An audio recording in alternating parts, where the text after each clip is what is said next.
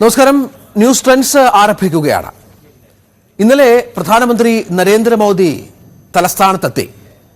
അദ്ദേഹം സെൻട്രൽ സ്റ്റേഡിയത്തിൽ സംസാരിച്ചപ്പോൾ പ്രധാനമായും പറഞ്ഞു വെച്ച ഒരു കാര്യം ഇത്തവണ ബിജെപിക്ക് 2 അക്ക സീറ്റ് കേരളം നൽകും എന്നുള്ളതാണ്. അത് മോദിയുടെ ഗ്യാരണ്ടി എന്ന് മലയാളത്തിൽ പറഞ്ഞ് സദസ്സിനെ അഭിസംബോധന ചെയ്ത പ്രധാനമന്ത്രി ഇത്തരത്തിൽ 2 അക്ക സീറ്റ് ഇത്തവണ നൽകുമെന്ന ആത്മവിശ്വാസം പ്രകടിപ്പിക്കുകയായിരുന്നു. അത് പലതരത്തിൽ വ്യാഖ്യാനിക്കപ്പെട്ടു. കാരണം മോദിക്ക് മുൻപ് തന്നെ 5 സീറ്റാണ് പരമാവധി ബിജെപിയുടെ സംസ്ഥാന ഘടകം കേരളത്തിൽ പ്രതീക്ഷിക്കുന്നത് എന്നുള്ളത് നമുക്കറിയാം. 5 സീറ്റ് എന്നുള്ളത് അവരുടെ പ്രതീക്ഷയാണ്. അവിടെ തൃശ്ശൂരിലും തിരുവനന്തപുരത്തും വലിയ മത്സരം അവർ കാഴ്ചവെക്കുമെന്ന് കരുതുന്നു. തൃശ്ശൂരിൽ പ്രതീക്ഷ അത് മുന്നോട്ട് കൊണ്ടുപോവുകയും ചെയ്യും എന്നാണ് മനസ്സിലാക്കേണ്ടത്. അതിനപ്പുറത്ത് പ്രവർത്തകർക്ക് ഒരു ആവേശം നൽകുന്നതിന്റെ ഭാഗമായാണ് മോദിയുടെ പ്രസ്താവന ആ തരത്തിൽ വന്നത് എന്നുള്ളതാണ്. പക്ഷേ ആവേശത്തോടുകൂടിയാണ് പ്രവർത്തകർ സ്വീകരിച്ചത്. ഇന്നലെ പ്രധാനമന്ത്രി സന്ദർശനവും ആ തരത്തിൽ തന്നെയായിരുന്നു. വലിയ ജനപങ്കാളിത്തമുണ്ടായി. സമൂഹത്തിന്റെ വിവിധ തുറകളിൽ നിന്നുള്ള പ്രതിനിധികളുടെ ഒരു സാന്നിധ്യം അവിടെ ഉണ്ടായി. മറ്റൊന്ന്, ജനപക്ഷത്തിന്റെ ലയനമാണ് ഈ ബിജെപിയിലേക്ക്. അത് ഔദ്യോഗികമായി ഇന്നലെ സംഭവിച്ചു. PC ജോർജും ഷോൺ ജോർജും ഒക്കെ 112ഓളം സംസ്ഥാന കമ്മിറ്റി അംഗങ്ങളും ഒക്കെ ബിജെപിയുടെ ഭാഗമായി. ഇത്തരത്തിൽ വലിയ സമ്മേളനത്തിന് ശേഷം എന്താണ് മോദി കേരളത്തിലെ ബിജെപി പ്രവർത്തകരോട് പറയാൻ ഉദ്ദേശിച്ചത് എന്നുള്ള പ്രധാനപ്പെട്ട കാര്യമാണ്. കാരണം നിരവധി അവസരങ്ങൾ കേരളത്തിലെ ബിജെപിക്ക് കേന്ദ്ര നേതൃത്വം നൽകി കഴിഞ്ഞു. പക്ഷേ അവർക്ക് തൃപ്തികരമായ രീതിയിൽ ഒരു പ്രവർത്തനം സംസ്ഥാനത്ത് നടത്താൻ കേരള ഘടകത്തിന് സാധിച്ചില്ല. VV അരുണുണ്ട്. അരുൺ, മോദിയുടെ ഗ്യാരണ്ടി, അതായത് 2 അക്ക സീറ്റ് എന്ന മോദിയുടെ ഒരു പ്രഖ്യാപനമുണ്ടല്ലോ, അത് നേരത്തെ MV ജയരാജനൊക്കെ പറഞ്ഞു വെച്ചത് ഒരു അമിത ആവേശത്തിന്റെ ഭാഗമായി മോദി പറഞ്ഞു പോയി എന്നുള്ളതാണ്. അത്തരത്തിലാണ്. അതൊരിക്കലും പ്രതീക്ഷിക്കാൻ സാധ്യതയില്ല എന്നുള്ളതാണ്. ശരിക്കും നമ്മൾ അനലൈസ് ചെയ്യാൻ അങ്ങനെ തന്നെയാണ്. കാരണം നമുക്കറിയാം ഇവിടെ LDFും UDFും തമ്മിലാണ് നേരിട്ടുള്ള മത്സരം നടക്കുന്നത്. BJP 2-3 മണ്ഡലങ്ങളിൽ ശക്തമായ പോരാട്ടം കാഴ്ചവെക്കുമെന്ന് പ്രതീക്ഷിക്കുകയും ചെയ്യുന്നു. അതിനപ്പുറത്ത് മോദിയുടെ ഈ വാക്കുകളെ ഏത് തരത്തിൽ കാണാം?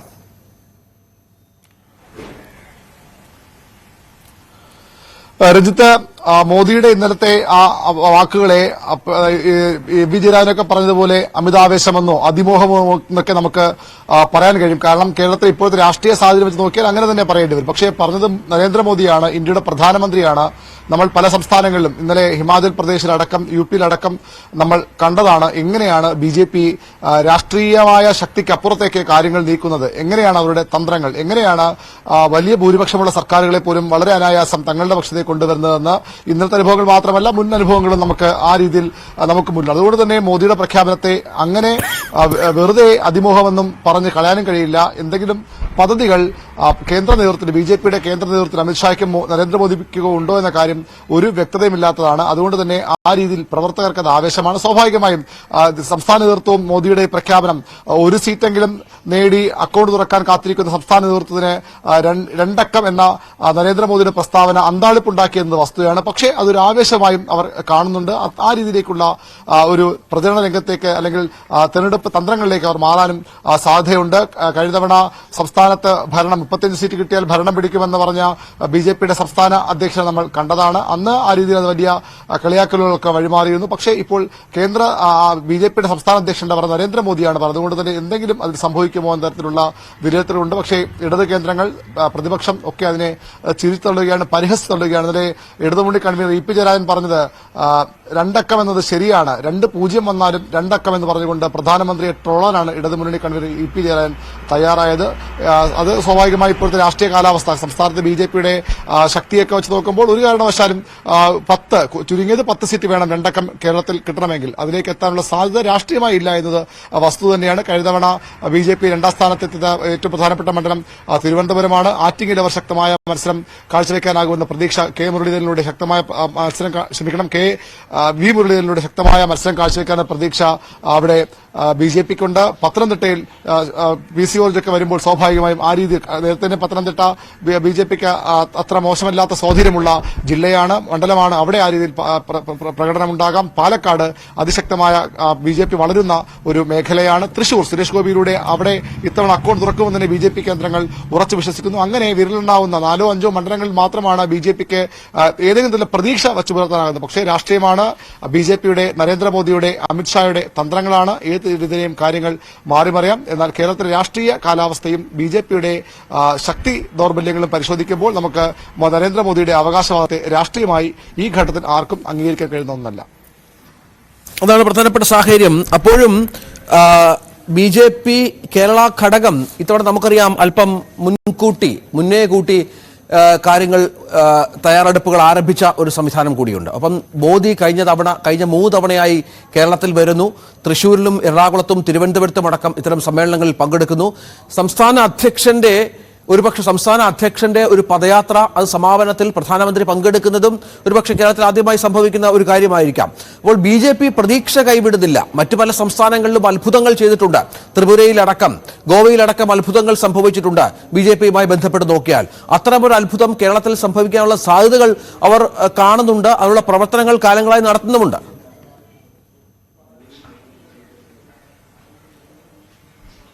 തീർച്ചയായും അതുതന്നെയാണ് BJPയുടെ ഒരു പ്രചരണ ശൈലി. സംസ്ഥാന നേതൃത്വത്തിന്റെ മികവ് കൊണ്ടോ സംസ്ഥാനത്തെ BJPയുടെ സ്വാധീനം കൊണ്ടോ എന്നും കേരളത്തിൽ ഒരു 2 അക്ക ഡിജിറ്റിലേക്ക് എത്തുക എന്നത് അത്ര എളുപ്പമല്ലെന്ന് BJP നേതൃത്വം തിരിച്ചറിയുന്നു. പ്രത്യേകിച്ചും ദേശീയ നേതൃത്വം, കേന്ദ്ര നേതൃത്വം തിരിച്ചറിയുന്നു. മാത്രമല്ല ഭരണം പിടിക്കണമെങ്കിൽ പോലും ആ രീതിയിൽ BJPക്ക് ഇനിയും കാലങ്ങൾ എടുക്കുമെന്നവർ മനസ്സിലാക്കുന്നു. കാരണം 2 മുന്നണികൾ വളരെ ശക്തമായി തന്നെ അവർ ഓരോ ഘട്ടത്തിലും അവരുടെ സ്വാധീനം വർദ്ധിപ്പിക്കുകയാണ്. BJPയുടെ വോട്ട് വിഹിതവും വോട്ട് ശരാശരി ഒക്കെ വർദ്ധിക്കുന്നതിൽ പോലും അവർക്ക് BJP എന്ന നിലയിൽ ഒറ്റയ്ക്ക് സംസ്ഥാനത്ത് ഭരണത്തിലേക്ക് എത്താനുള്ള ശക്തി ആയിട്ടില്ല എന്നത് വസ്തുതയാണ്. അതുകൊണ്ടാണ് ഈ PC പോലെ ക്രൈസ്തവ മേഖലയുമായി അടുത്തു നിൽക്കുന്ന ആരാണ് പിന്നീട് ഹൈന്ദവ സമൂഹം മാറ്റി നിർത്തിയാൽ പിന്നീട് ആരാണ് അവരിലേക്ക് അടുക്കേണ്ടത്? ന്യൂനപക്ഷങ്ങൾ മുസ്ലിം സമുദായം അത്ര എളുപ്പം BJPയോട് അടുക്കുന്ന ഒരു കൂട്ടരല്ല. അതുകൊണ്ടാണ് അവർ ക്രിസ്ത്യൻ മേഖലയെ സഭകളുമായുള്ള ബന്ധം മെച്ചപ്പെടുത്തുന്നു. PC പോലെ ക്രൈസ്തവ സഭകളുമായി അടുത്ത ബന്ധമുള്ള നേതാവിനെ, അവരുടെ പാർട്ടിയെ മുന്നണിയിലേക്ക് കൊണ്ടുവരുന്നു. അത്തരം നീക്കങ്ങൾ അവർ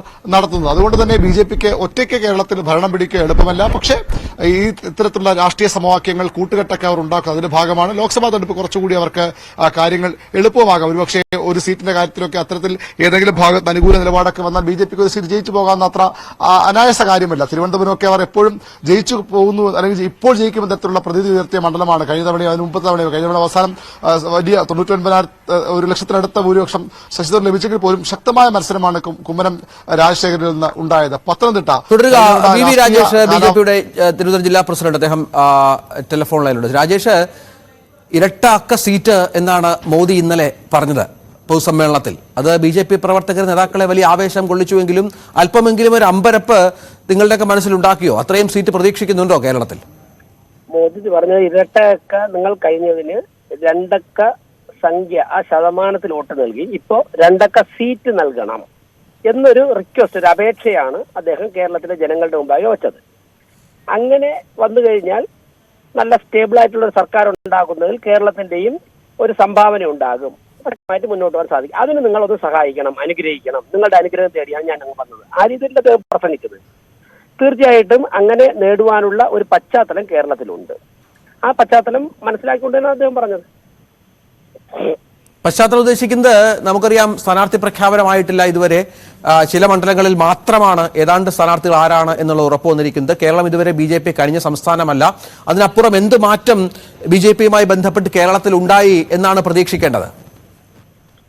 സ്ഥാനാർത്ഥി ഇന്ത്യയിൽ ഒരിടത്തും BJP പ്രഖ്യാപിച്ചിട്ടില്ലല്ലോ. അതിനർത്ഥം ഇന്ത്യയിൽ BJP ജയിക്കില്ലെന്നാണോ ഒരിടത്തും? അങ്ങനെയാണോ? അല്ലെങ്കിൽ ഇന്ത്യയിൽ ഒരിടത്തും സ്ഥാനാർത്ഥി പ്രഖ്യാപിച്ചിട്ടില്ല, BJP ഇന്ത്യ ഭരിക്കൂലെന്നാണോ ഇനി? അങ്ങനെയൊന്നുമല്ലല്ലോ. അപ്പോൾ ഇപ്പോ CPM-നെപ്പോലുള്ള ഒരു കോൺഗ്രസ് സ്ഥാനാർത്ഥികളെ പ്രഖ്യാപിച്ചിട്ടില്ലല്ലോ. CPM-നെപ്പോലുള്ള ഒരു പാർട്ടിക്ക് കേരളത്തിൽ മാത്രം ചർച്ച ചെയ്തിട്ട് അവരുടെ സ്ഥാനാർത്ഥികളെ പ്രഖ്യാപിക്കാൻ സാധിക്കും. അവർക്ക് ആ പ്രോസസ്സ് കുറച്ചുകൂടി എളുപ്പമാണ്. അവരുടെ പോൾ ബ്യൂറോ, അഖിലേന്ത്യ, അഖില ലോക നേതാക്കന്മാരെല്ലാം കേരളത്തിൽ തന്നെ ഉണ്ട്. അതുകൊണ്ട് അവർക്ക് പെട്ടെന്ന് തിരുവനന്തപുരത്തോ അല്ലെങ്കിൽ കണ്ണൂരോ ഒരു മീറ്റിംഗ് കൂടി കഴിഞ്ഞാൽ പ്രഖ്യാപിക്കാൻ സാധിക്കും. ഞങ്ങളുടെ പാർട്ടിയെ സംബന്ധിച്ചും അങ്ങനെയല്ല. പല ഘടകങ്ങളിലും പല ഘട്ടങ്ങളിലും ചർച്ച ചെയ്യേണ്ടതായിട്ടുണ്ട്. അപ്പോൾ അതിൻ്റെതായ ഒരു സമയമെടുക്കും. പക്ഷേ ഒരു കാര്യം വ്യക്തമാണ്, നരേന്ദ്രമോദിയാണ് പ്രധാനമന്ത്രി. രാജ്യം സാമ്പത്തികമായി ലോകത്തിൽ മൂന്നാമത്തെ സാമ്പത്തിക ശക്തിയായിട്ട് മാറാൻ പോവുകയാണ്. അതിനൊക്കെയുള്ള ഒരു അടിത്തറ കേരളത്തിൽ രൂപം കൊണ്ടുവരുന്നു എന്നുള്ളതാണ്. ശരി, VV രാജേഷാണ് സംസാരിച്ചതായാലും ആത്മവിശ്വാസം BJP പ്രവർത്തകർക്കും നേതാക്കൾക്കും ഒക്കെ ഇതുമായി ബന്ധപ്പെട്ടുണ്ട് എന്ന് വേണം മനസ്സിലാക്കാൻ. ഇത്തവണ 2 അക്ക സീറ്റ് നൽകുമെന്നുള്ള നൽകണമെന്ന മോദിയുടെ ഒരു ആത്മവിശ്വാസം തന്നെയാണ് പ്രധാനമായും ചർച്ചയാകുന്നത്.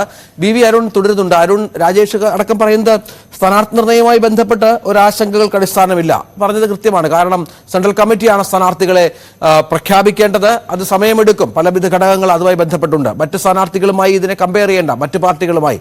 അത് BJPയുടെ രീതി അങ്ങനെ തന്നെയാണ്. ഒരുപക്ഷെ നാളെയോ 29-നോ 1-നോ ഏതെങ്കിലും തരത്തിൽ പ്രഖ്യാപനം ഉണ്ടാകുമെന്ന് പ്രതീക്ഷിക്കുകയും ചെയ്യാം. അപ്പോഴും ഈ പറഞ്ഞ മണ്ഡലങ്ങളിൽ കുറഞ്ഞ 5ഓളം മണ്ഡലങ്ങൾ BJP കേരളത്തിൽ നേരത്തെ തന്നെ പണി തുടങ്ങിയ മണ്ഡലങ്ങളുണ്ട്. അവിടെയൊക്കെ ഏതാണ്ട് സ്ഥാനാർത്ഥികളുടെ കാര്യത്തിൽ ഒരു തീരുമാനം വന്നിട്ടുണ്ടോ? പക്ഷേ തിരുവനന്തപുരത്ത് പല പേരുകൾ ചർച്ച ചെയ്യപ്പെടുന്നു. ഇന്നലെ സുരേഷ് ഗോപി മാധ്യമങ്ങളോട് പറഞ്ഞത് ശോഭനയെ പരിഗണിക്കുന്ന കാര്യമാണ്, താൻ ചർച്ച നടത്തിയ കാര്യമാണ്. മറ്റു ചില പേരുകളും കേൾക്കുന്നു. തലസ്ഥാനം വളരെ പ്രധാനപ്പെട്ടതാണ്. അവിടെയൊക്കെ എന്തെങ്കിലും വ്യക്തത ഇന്നലത്തെ മോദിയുടെ വരവിന് ശേഷമെങ്കിലും BJP നേതാക്കൾക്കിടയിൽ ഉണ്ടാകുന്നുണ്ടോ?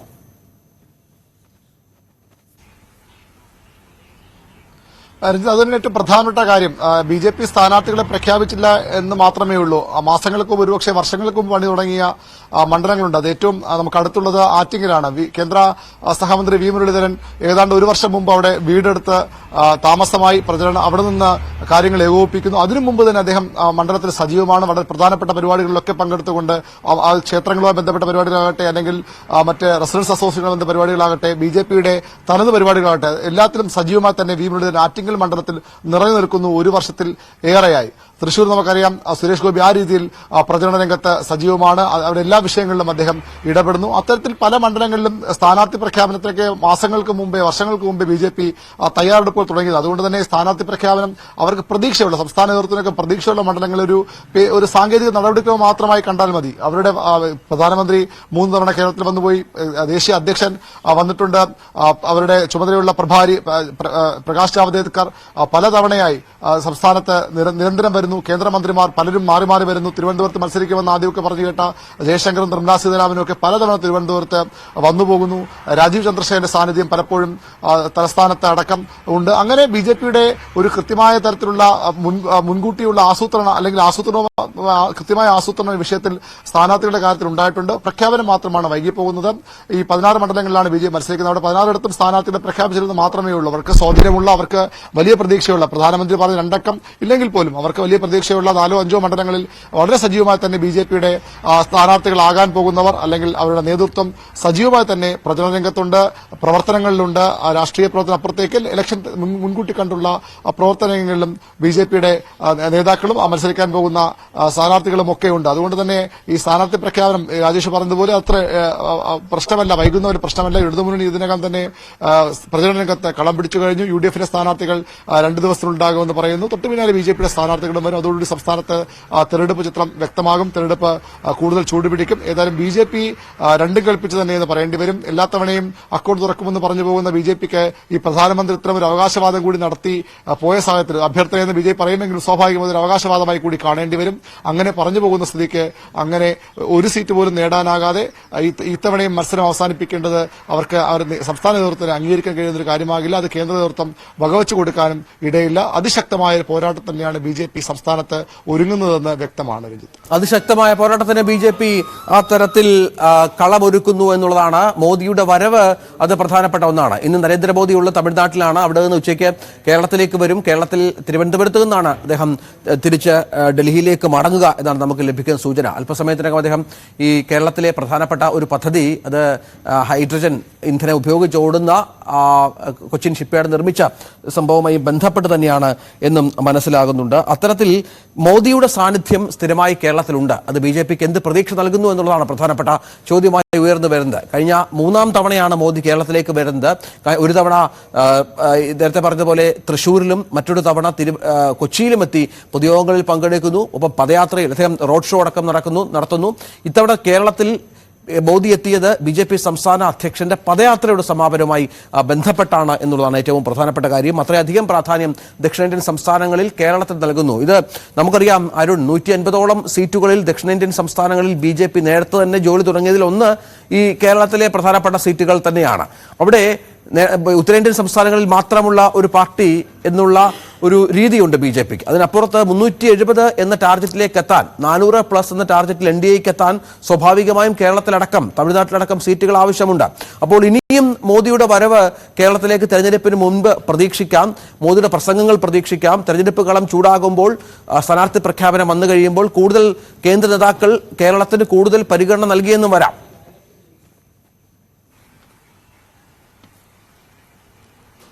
തീർച്ചയായും കേരളം BJP പൂർണ്ണമായും അവഗണിച്ച്, അതിൽ രാഷ്ട്രീയമായി അവഗണിക്കുന്ന ഒരു സംസ്ഥാനമല്ല. വലിയ തിരിച്ചടികൾ BJPയുടെ കേന്ദ്ര നേതൃത്വത്തിന്റെ പ്രതീക്ഷയ്ക്ക് അപ്പുറത്തേക്ക് പലപ്പോഴും തിരിച്ചടി ഉണ്ടാകുന്നു. സംസ്ഥാന നേതൃത്വത്തിന്റെ പ്രവർത്തനം, സംസ്ഥാനത്തെ BJPയുടെ ഈ പാർലമെന്ററി രാഷ്ട്രീയത്തിലുള്ള വളർച്ച കേന്ദ്രം പ്രതീക്ഷിച്ച പോലെ അല്ലെങ്കിൽ മറ്റ് സംസ്ഥാനങ്ങളിൽ ഉണ്ടായതുപോലെ ഉണ്ടാകുന്നില്ല എന്ന വസ്തുതയാണ്. പക്ഷെ അപ്പോഴും BJP കൃത്യമായി അവരുടെ വോട്ട് വിഹിതം വർദ്ധിപ്പിക്കുന്നുണ്ട്. BJP അവരുടെ ജനസ്വാധീനം വർദ്ധിപ്പിക്കുന്നുണ്ട്. കൂടുതൽ മേഖലകളിലേക്ക് BJP കടന്നു വരുന്നുണ്ട്. നമുക്കറിയാം മട്ടന്നൂർ പോലെ CPMന്റെ ശക്തി കേന്ദ്രത്തിൽ കോൺഗ്രസിന്റെ സിറ്റിംഗ് സീറ്റായിരുന്നു കഴിഞ്ഞ തദ്ദേശ, പക്ഷെ അവിടെ പോലും ഇത്തവണ BJP നിസാര വോട്ടിനെങ്കിലും ജയിച്ചു കയറുന്നു. അങ്ങനെ അപ്രതീക്ഷിതമാവും അല്ലെങ്കിൽ ക്രമാനുഗതമായ ഒരു വളർച്ച BJP സംസ്ഥാനത്തൊട്ടാകെ ഉണ്ടാക്കുന്നു എന്നുള്ളത് വസ്തുതയാണ്. ചില ജില്ലകൾ മാറ്റി നിർത്തിയാൽ ബാക്കി എല്ലായിടത്തും കൃത്യമായ വളർച്ച BJPക്ക് ഉണ്ടാകുന്നുണ്ട്. പക്ഷെ അത് ഒരു വിജയിക്കാൻ ആവശ്യമായ ബലത്തിലേക്ക്, വോട്ട് ബലത്തിലേക്ക് BJP എത്തുന്നില്ല എന്നുള്ളവരുടെ ഏറ്റവും പ്രധാനപ്പെട്ട പ്രശ്നം. അത് മറികടക്കാനുള്ള തന്ത്രങ്ങൾക്കാണ് ഇപ്പോൾ BJP നേതൃത്വം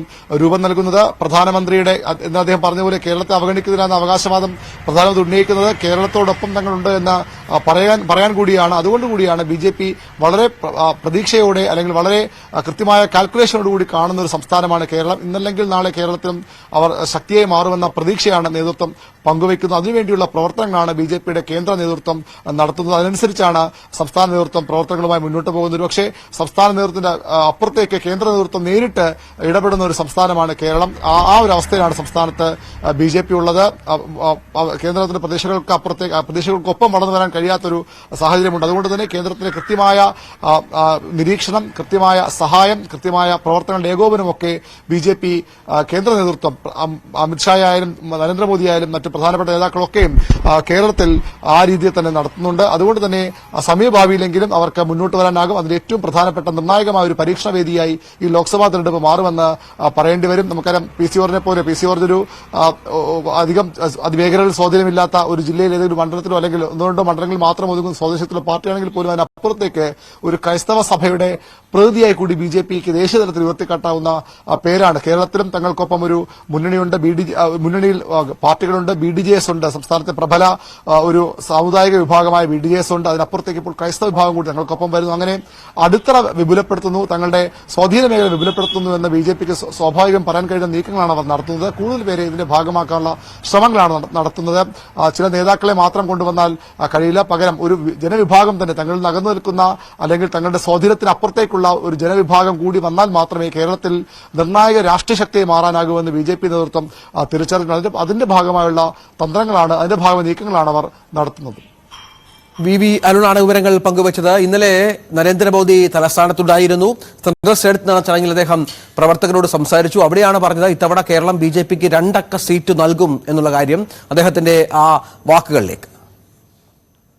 2019 में केरला में BJP को लेकर जो आशा जगी थी वो 2024 में विश्वास में बदलती नजर आ रही है।